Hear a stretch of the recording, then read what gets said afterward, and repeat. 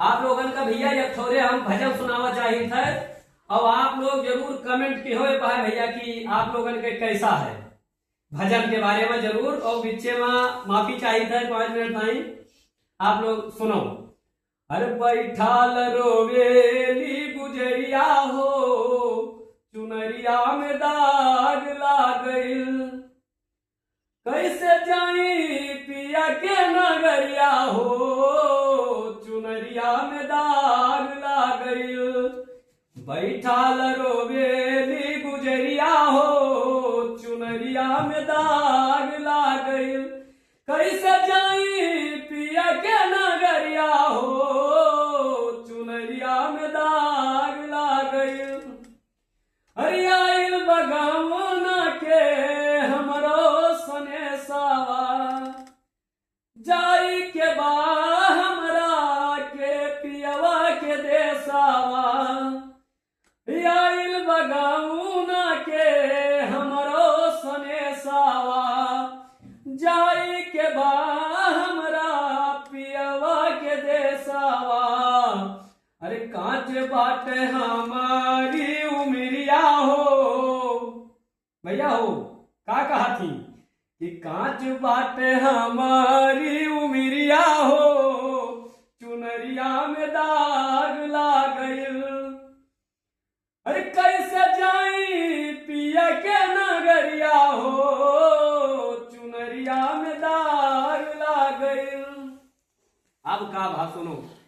अरे नैहर में 4 गो यार बनवली, 4 यार प्रेम इसको वाला नहीं, काम क्रोध मद लोभ। अरे नैहर में 4 गो यार बनवली, दिन रात उनाहिन से नैना लड़ावली। उनके सुतवली हमसे जरिया हो चुनरिया में दाग लागल। उनके सुतवली हमसे जरिया हो चुनरिया में दाग लागल। अरे कैसे जाई पिया के नगरिया हो चुनरिया में दाग लागल। फिर अब का कहा थी सुनो।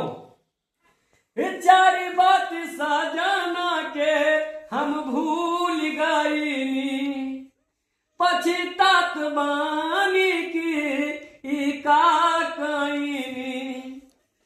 4 बात साजना के हम भूल गईनी, 4 बात साजना के हम भूल गईनी, पछतात बानी की ई का कईली।